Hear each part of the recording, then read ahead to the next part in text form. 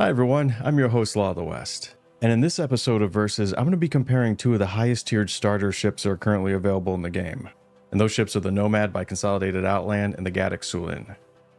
I picked these two because they're considered to be advanced starter ships, and what I mean is that they both come stocked with nearly everything that a beginning player would need to do most of the missions that they'll be coming across at the start of the game. Which also means that they're going to be two of the best choices when it comes to making the most money during the game's early stages. And as you can guess, that's when credits are going to be the hardest to earn.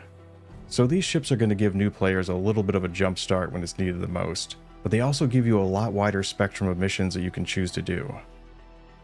Both of these ships also have nearly every amenity that your character could want, as well as having features like a surprising amount of cabin space for being such a small ship, better than average cargo storage, and interior access to its components. And yet another thing that you may have noticed is that they're very different looking from the traditional space plane design that you'd find with most of the ships that were built within the UEE. And that's not very surprising when it comes to the Syulen, and that's because it was manufactured by the Xi'an, and they're an alien race that has a very distinctive style that's immediately recognizable. Well, the Nomad feels like its designers were trying their hardest to break with tradition and purposely create something that was very alien-like, and this was mainly done by incorporating Xi'an-inspired elements into it. Another reason why I chose these two vessels is because when it comes to starter ships, they both have top-tier offensive capabilities, and they're also very nimble when compared to the other ships that are also found within the same starter classification and size category. So let's start things off by taking a look at the Nomad. The Nomad is manufactured by Consolidated Outland, which is a company whose frontrunner is considered to be a bit of a visionary in his own right. And as a result, a lot of their ship ideas tend to center around out-of-the-box thinking and creating ways to put previously unobtainable goals into the reach of the general populace. The Nomad is a good example of that kind of forward-thinking approach that Consolidated Outland tends to apply to their ship designs. And the best description that I could give it would be to think of it as a spacefaring pickup truck. One of Nomad's most distinguishing characteristics is the flatbed that it uses to haul cargo and vehicles. You can carry 24 SCUs of cargo in any vehicle that's the same size as a Grey Cat Rock or smaller. And yet, another very distinctive feature of the Nomad is the landing gear that they've borrowed from the Xi'an's unique brand of anti-grav tech. And that's why it'll still remain hovering in place even after it's been turned off and powered down. The Nomad has only one entrance that's located along the side of the ship. The door slides open to reveal a rather intricate-looking ladder that has rungs that fall into place as it drops down.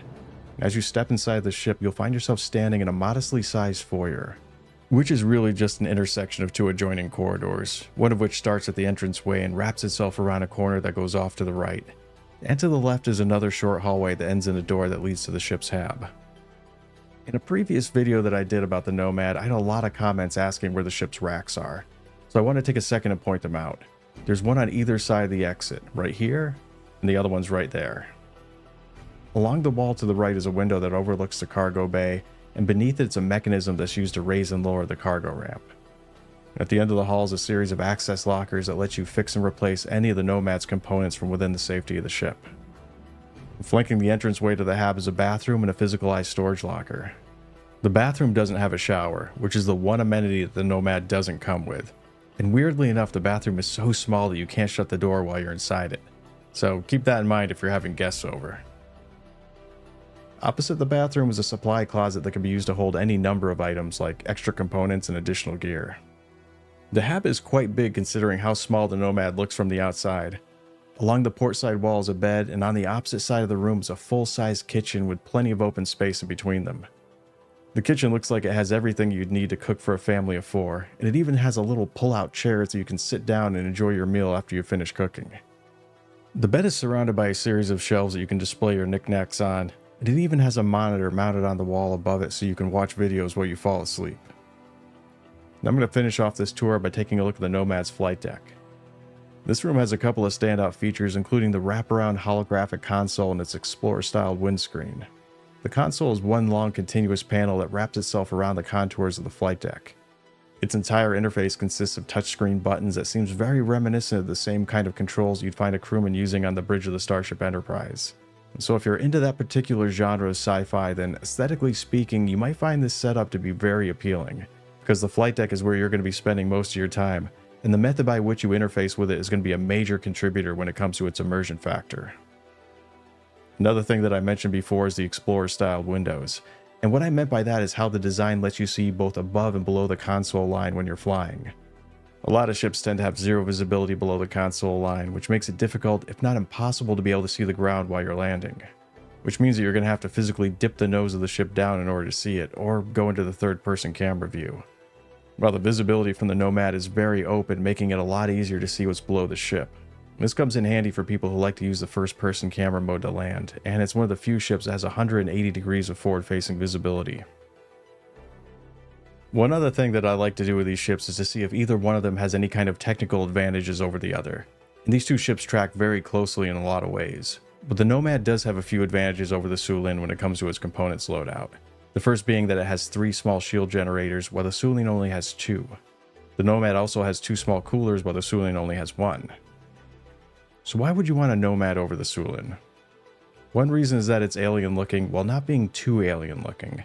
The Syulen can be almost too much for some people, with its vertical design, its alternating flight orientation, and the Nomad is perfect for people who want their ship to be exotic looking without being overwhelmingly so. Another series of reasons for wanting the Nomad all revolve around its open flatbed. And this design for hauling cargo allows it to carry 24 SEUs of cargo while the Syulen can only carry 6. The only other ship that has a larger cargo capacity and carries its cargo externally is the Hull A, and that's a dedicated beginner ship for the hauling career path. And I'd place the Hull A at least 1 tier level of progression above either the Nomad or the Syulen. This open bed design lets the Nomad carry more than just cargo. It also gives it superior vehicle transport capabilities, which is one of its biggest advantages, not only over the Syulen, but over the other starter ships as well. And among the many things it can carry, one of them is arguably the most advantageous ground vehicle for a starter player to have access to, which is the Greycat Rock. For those who don't know, the Rock is a wheeled mining rig that has a heavy-duty version of the handheld mining laser attached to it, and you can use it to crack any of the small rocks you'd find dotting a landscape of nearly every planet and moon that you're going to be coming across. And if you had 2 people on board, you could have one of them fly the Nomad while the other person uses the Rock to mine, which would turn the Nomad into a weird David Lynchian kind of budget prospector. The Nomad's also one of the only small ships that can carry a Fury. The Fury doesn't have a quantum drive, so if you own one and you need to get it from one jump point to another, then the Nomad's got you covered. Its vehicle transport capabilities also connects the Nomad to a number of gameplay loops that the other starter ships can't compete with. Like for instance, the Nomad can transport a number of racing vehicles like the Pulse LX, RC Cyclone, the Velocity, Dragonfly, the RC Ranger, and the Nox. So if you had a Nomad, you could start competing in a number of different racing circuits right away during the early stages of the game. It could also be used to carry an STV, PTV, and any of the Ranger variants. Basically, it can haul anything that's rock-sized and smaller, while anything that's rover-sized and up is going to be too big for it. And now that it has a functioning tractor beam, you can use it to pull any of the Cyclone variants into the back of the Nomad without having to worry about having enough room for the driver and passenger to be able to get out of their seats anymore. You can just tractor beam it in, and when you want to offload it, you can use the tractor beam to get it back out again. I like to finish things off with the Nomad by going over what some of its drawbacks are. The open cargo deck may have a lot of advantages to it, but also presents a series of disadvantages, like not being able to protect your cargo from prying eyes and sticky fingers. And although whatever you're carrying is going to be covered by the Nomad's shield, it isn't going to be protected by any armor or the ship's hull, which means that any incoming fire that manages to bleed through the shields can also end up damaging your cargo. And another downside to this ship is its price. One thing that I tend to steer away from in these videos is talking about buying ships with real money, and that's because you're going to be able to get every ship in-game using the credits that are earned through doing missions. But because we're talking about starter ships, I feel that its pledged store price is an issue that needs to be talked about, and the Nomad is currently the most expensive out of all the officially recognized starter ships. I think that instead of buying it with real money, a good tactic would be to get either a Mustang Alpha or an Aurora MR, and then use it to earn enough credits to buy a Nomad in-game, because that's an easily achievable first goal to set your sights on, and then you can use the Nomad from there to earn your way up to whatever ship you want to get next.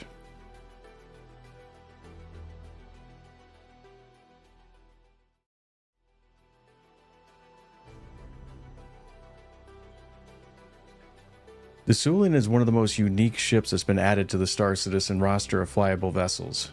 This becomes immediately apparent as you walk up to the edifice-like structure. And the ship's trilaterally symmetrical, having 3 large sections that project out from a central spire. And while it's landed, it looks more like some kind of alien building than it does a ship. And its cargo is suspended from a series of harnesses that are located along the bottom of the main column. The Xi'an are the masters of hover tech, and its influence has woven its way into nearly every aspect of their lives. And there's an instinctual mistrust of anti-grav tech that seems to be very common among the citizens of the UEE. That's unfortunately largely due to the constant anti-grav propaganda that's been spread about the Empire to try and deepen that mistrust. While in reality, anti-grav tech is actually just as reliable, if not more so, than anything that's been built by human hands. I think that might be a major reason why the Earth government fears it so much, and why the Department of Alien Affairs continues to broadcast so much disinformation about it. Much like with the Nomad, the Syulen has only one entrance, which leads to its own version of a foyer. This is considered to be the first floor of this monolithic structure. The room is part airlock and part engineering bay where most of its components are housed. The door to each of the components' housings will separate into sections and open to reveal the items that they're covering. Even the gun rack uses Gravlev tech, which results in one of the most uniquely ostentatious ways to store your weapons that you'll find in the game. It also has a suit locker on this floor, which is going to be something that'll be incredibly useful to have access to, especially after restrictions have been put into place that are going to limit what you can wear while flying a ship. So being able to quickly get out of your flight suit and into some heavier armor before doing an FPS mission is going to be a huge advantage. All three of these ship floors are connected by an elevator. And so far, the Syulen is the only small ship that I know of that even has an elevator in it, which is some kind of accomplishment in and of itself. It even has a glass floor and a window that you can stargaze into as you ascend to the next level. The second floor is the HAB section. It's cozy in its appearance and yet spacious enough to have a bed and a full-size bathroom, which has been confirmed to have both a toilet and a shower in it. The Nomad may have the most over-engineered ladder in the verse, but the Syulen has bragging rights when it comes to having the most complex toilet. That's right, this ship features the first bathroom in Star Citizen that uses Gravlev tech. The third level is dominated by a single seat that rests at the bottom of a chamber that has a tall cathedral ceiling. The central area surrounding the chair is bathed in a light that shines down from a window that's been mounted above it. This is the pilot seat. And after you sit down, it'll reorientate itself so you're now looking directly up, giving you a great view while it launches into the air like a rocket that's about to take off. Which you'll see is an appropriate simile for what's about to happen next. As the seat makes its way into position, the armature that holds it in place deconstructs as you rise up and then reforms behind you as it passes by. The overall effect ends up being one of the best Slave One styled flight deck experiences that I've ever had outside of a Star Wars game. So now that we've ended the tour, that leaves just one question that needs to be answered, and that's why would you want a Syulen rather than a Nomad? The Nomad may have a few advantages when it comes to its components, but the Syulen takes the lead when it comes to its speed and maneuverability. That's because it's been outfitted with 24 maneuvering thrusters, which makes it the most nimble out of all the other starter ships. And this level of agility remains constant regardless if it's flying in space or if it's traveling within an atmosphere. Another reason for why you'd want this ship is its weapons. The Syulen and the Nomad may be evenly matched when it comes to their 3 size 3 weapon hardpoints, but the Syulen has the advantage when it comes to its missile loadout. And the Syulen has 12 size 2 missiles that are mounted onto 3 non-customizable racks, while the Nomad only has 8 size 2s. And yet another reason why you'd want the Syulen more is that it's one of the most unique ships that you're ever going to come across. The Nomad may have been built for more casual alien enthusiasts, but the Syulen is the ship to have for hardcore fans who are looking for an authentic Xi'an experience. And that's because everything in the Syulen is authentic. Even the bathroom keeps a unique bird bath with a fountain-style toilet that the Xi'an use, so don't be that guy who mistakes what it is and tries to drink out of it. And a lot of the interactive buttons for the elevator, cabinet, and the doors that you'll find throughout the ship have a holographic interface that's been translated into both Xi'an and human text. And it's the little details like that which gives it the overall feeling that the ship could be interchangeably flown by a human or a Xi'an at any time. And it seems to create a nice sense of common ground where the two species could easily coexist. And the final reason for why you'd want to choose this ship over the Nomad is the flight experience that it provides. I've already touched upon its maneuverability and the Slave One-like transformation that it makes as it takes off, but there is something else that I want to add to that. And it's that taking off like a rocket is going to be as close to a bona fide NASA-style launch as you're going to find in the game. Whenever I've taken off from a hangar that has a door on the top of it, I would often nose up and then give my ship everything that it's got to simulate that same experience. And it's kind of ironic that this alien ship ended up being the biggest homage to how classic space shuttles work, and so far it's the only ship that delivers on giving you that same feeling. A huge part of this ship's unique identity comes from how animated its interior is, including the toilet, stairs, elevator, all of the cabinet doors, and nearly the entire flight deck. And on top of all that, its improved maneuverability and handling just makes it fun to fly around in. With all of that said, there are a few downsides to this ship, and the first is that the one amenity that the Syulen is missing is a kitchen, while the one thing that the Nomad is missing is a shower. So one of the biggest questions you have to ask yourself when it comes to their amenities is, would you rather have a shower or a kitchen? That question is up for debate because you can always choose to stow as much food as you want in your ship before heading out for a mission. But the shower is going to be tied in with the hygiene and general health mechanic of your character. And it's not going to be known how important this is until after it's been implemented in the game and then balanced against the other gameplay loops.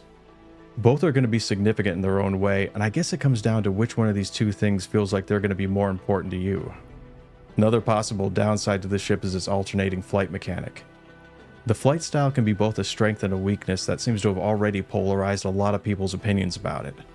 Admittedly, it can be a bit disorientating for some people, and it can be tough to get used to, especially if you have a lot of ships and you don't allow yourself to get comfortable with how the Syulen works. While other people haven't had a problem with it at all, and in fact really like this aspect of the Syulen. So once again, this can be either a plus or a minus for some people. My advice would be to try and get a hold of someone who has this ship so you can try it out first and see for yourself how you feel about it. Another thing that was a bit of an issue for me was with its cargo. I really don't mind the fact that it stores its cargo externally as much as I dislike the fact that it can't carry a 2 SU size box. So why is that such a big deal? It's because a 2 SU size box is big enough to carry any type of FPS equipment, which includes the one-piece armor sets and all the handheld weapons. If it was able to do that, then the Syulen would have been the perfect ship to use as a loot goblin. And one last thing is that even though this ship is classified as being small, it's shaped in a way that prevents it from fitting in the hangar of even something as big as an 890 jump. So it's not going to have a lot of synergy with most of the other large vessels. So which one of these ships is going to be the better one for you? Unfortunately, a lot of people just want me to tell them which ship is better, and that's not the purpose of these videos. The point is to give you as much information as I can so you can properly answer that question for yourself.